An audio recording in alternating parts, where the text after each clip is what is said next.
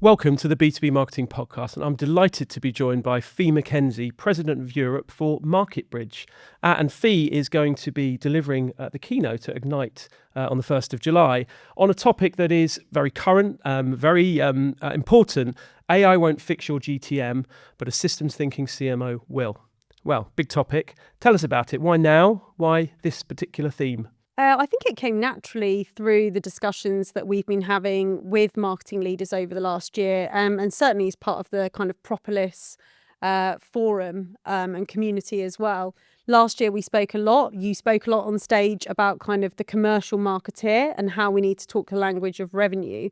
So I think this year it feels like a natural evolution to be moving the story on, starting to think about how do we move from revenue to how we think about that wider system that really is going to land the growth that we're all working towards. Sure. And we've kind of moved on from AI. It's gone from being just a kind of a fundamental efficiency driver, but it's really making a difference here, isn't it? Because when we've spoken before, you feel that AI is really pushing this particular subject on.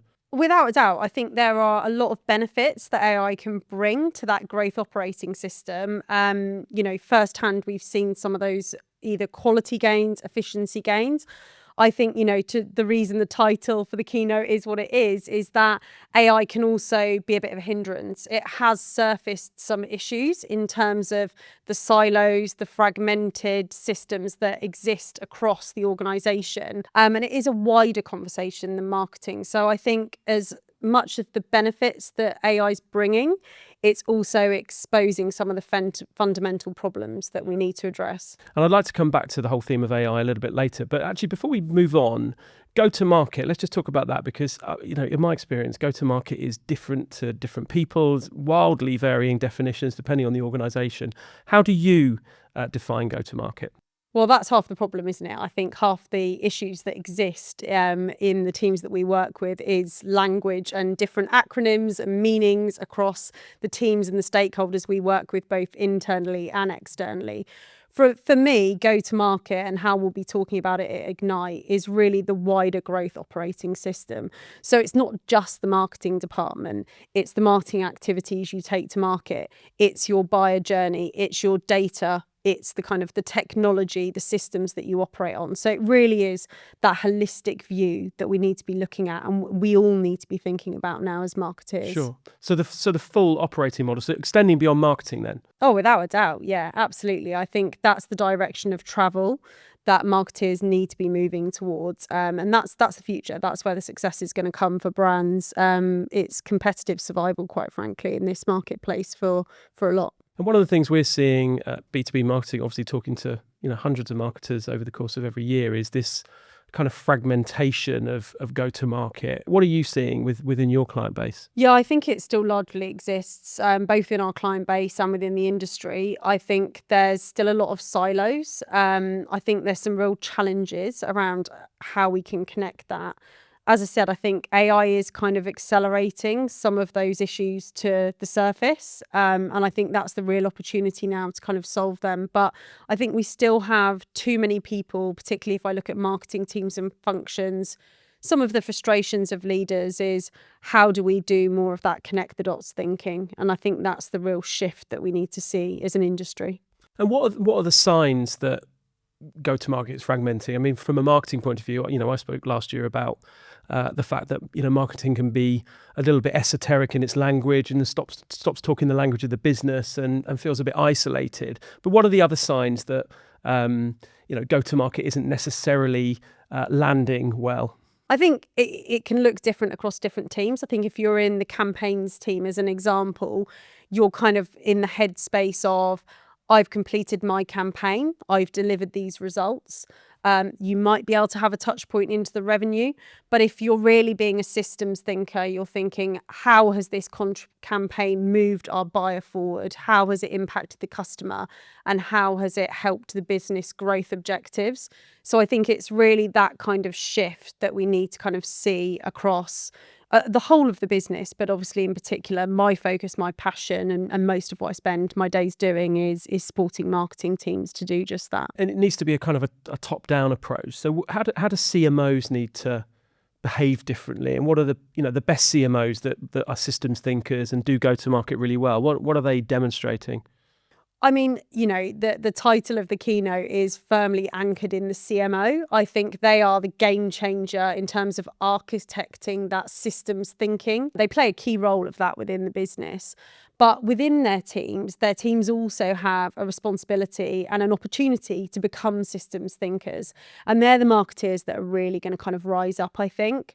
And that can look differently. There are barriers that exist. I don't think it's lack of skill set in most cases or passion to kind of move towards that. But, we've spoken a lot within the Propolis community in particular, the roundtables that I've attended around, the business pivots, the fatigue, the burnout.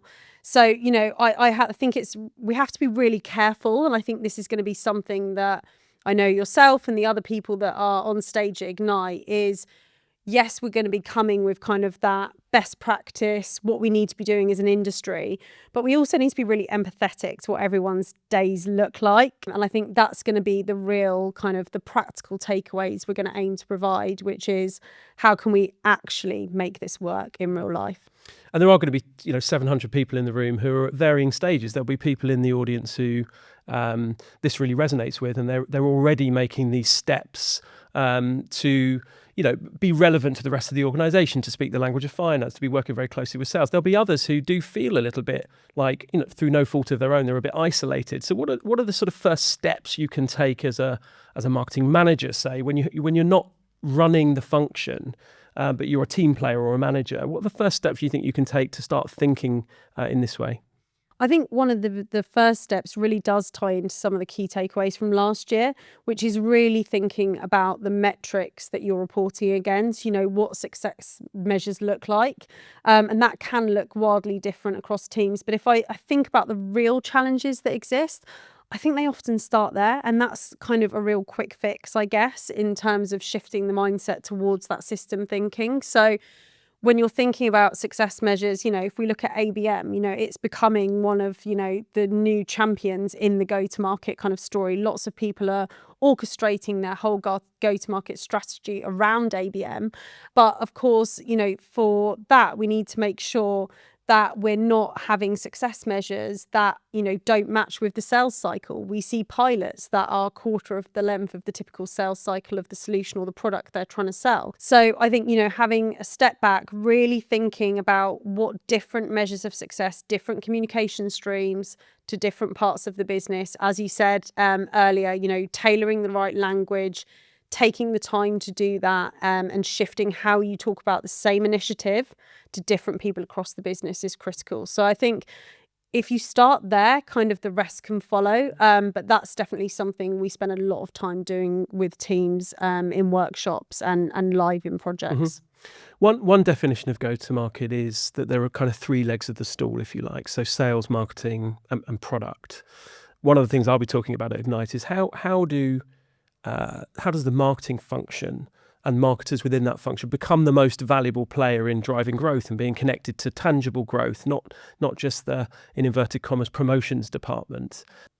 Do you see that? Do you see marketers as having this opportunity to be the most valuable player in terms of growth?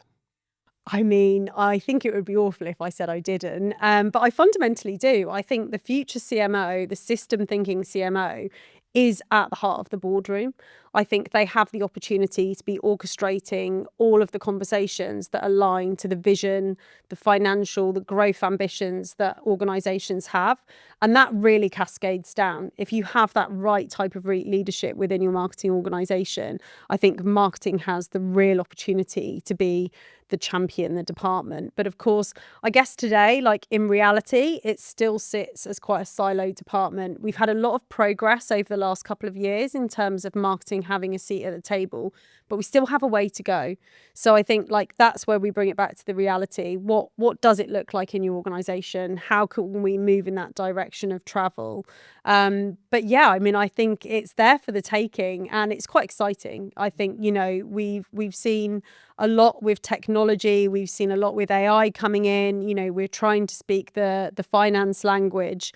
But this is now the opportunity to kind of connect the dots basically and think bigger, and really make sure we are seen as those valued players, no matter what level we're operating at within the marketing team.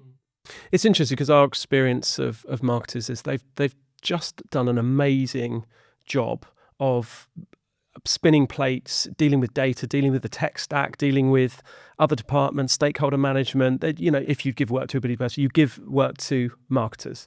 But they have slightly lost their way. Not everybody, but they have slightly lost their way in terms of become so busy that they've become a bit disconnected from strategy in some cases. Again, not through any fault of their own. How do you break free of that? Because there'll be people in the audience at Ignite who will think this is a great aspiration, this is brilliant, but actually in my organisation, I'm just too busy to think about it, let alone do something about it. So what advice would you give to them? What comes to mind was one of the big talking points at the Propolis Leaders Forum event late last year. And really what we spoke about was having those frameworks. The days are kind of gone of the year-long planning, but you've got that framework for the year. But how do you break that down into quarterly plans? How do you make sure the vision, the long-term initiatives that you're trying to move towards, you're still taking action on and they're not forgotten, but you're still able to operate agile and in the moment for what the business needs? But I think it really does come back down to those type of frameworks that empower teams. You have to be able to say no, but you have to realise that the activities, the time you're spending is based on things that are growth driving initiatives. And there's some little hacks that you can do that really help towards that. We've worked with a lot of teams to even down to simple tactics like color coding diaries against like different activities, to help you realize amid the madness where you are spending your time and are you really adding value versus kind of just being reactive, which is the big shift that we're trying to see here, right? We're trying to move from being reactive to those proactive kind of growth driving initiatives, day-to-day actions and conversations that we're having. Yeah, sure. Let's come back to AI. Thinking about your experience, of which you've got a lot in both a previous life and in your current life, what impact is AI having on go-to-market, both good and bad? I think if I were to start with the pockets of innovation that happen, that do happen in the silos, and I think that's okay. You have to champion that experimentation to be able to move forward. If it's all about trying to drive a wide strategy and a process, we might never see progress. So I think in some of those silos, we've seen some really exciting things in terms of optimizing plans. We've seen some great opportunities to elevate content experience. We're seeing a lot of the tech vendors, layer AI into their solutions, which is really providing like incredible acceleration of the products they've once provided. I think the real challenge comes when you try and look at that scale. Got a lot of duplication happening across businesses. In some cases, we're maybe layering AI into parts of the go-to-market that is actually causing more hassle. And when you look at it, or hindrance to that successful go-to-market engine that we're trying to build. And to flip it, companies are looking at it from their perspective. They're looking at it, quite inward. What we really need to be doing is looking at the customer experience and looking at from their perspective, how can we be using AI effectively to enhance their experience of our brands? So I think there's a lot of work to be done to connect it. And as I've kind of said earlier, I think AI is definitely highlighting where some of that fragmentation exists within an organization. And what about data? I mean, AI seems to have to do an incredible job of taking large sets of data, being able to make sense of it. It's not perfect; it makes mistakes as well. So human judgment, is important. But does it enable organizations and CMOs to find the hidden insights from large data sets to make better decisions, for example? Without a doubt, I think, we've been kind of harping on data the last couple of years, where we've been talking about being able to put in a full kind of attribution model, how can we improve measurement within brands, it's always kind of come back to the data challenge. And actually, that's where AI has highlighted that it can't be accelerating if we haven't got our data kind of sorted. So that's definitely been a big initiative of a lot of the brands that we've worked with, is to really sort out their data, for want of a better way of saying it. So I think that AI is going to really provide a lot of value there. And it's definitely, without a doubt, accelerating some time to market and accelerating those insights, that intelligence. But of course, like you said, it has to go hand in hand with that human oversight. It has to be guided, the right prompts, the right kind of questioning, the right kind of analytical mind looking at it. And that's where real success sits. So it's definitely not the technology on its own. And one thing that, again, we've seen is businesses using data to challenge assumptions. So long-held beliefs, conventional wisdom, ways of working, things that you think are working to drive growth, leads, whatever mechanism you're using to demonstrate pipeline, for example, but they're not actually working, and the data starts to prove it. And in a weird way, it brings better alignment between the sales and marketing team, because you're working with facts rather than long-held assumptions.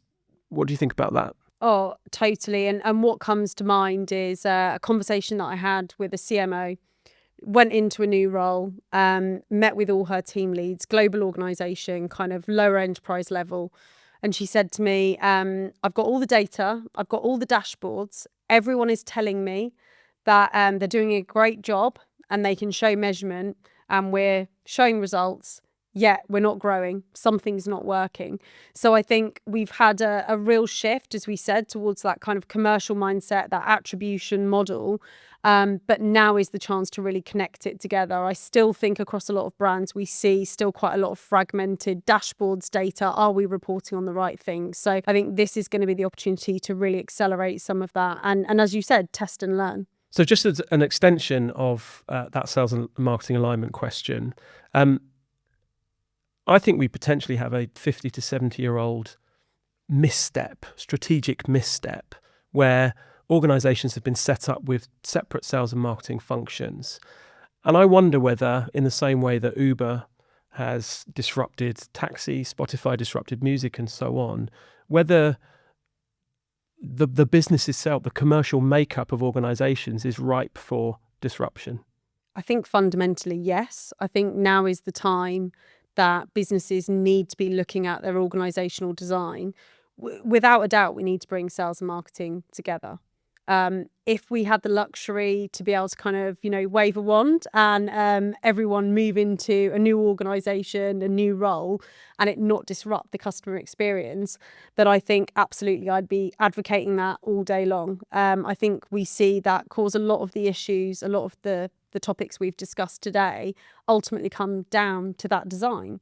But we have to kind of move at a pace that is going to make sure the customer experience isn't disrupted. So I think amid that transformation to any new model, we do need to kind of be taking steps so that it is an evolution. But fundamentally, yes, I think now is the time that we need to challenge that traditional thinking.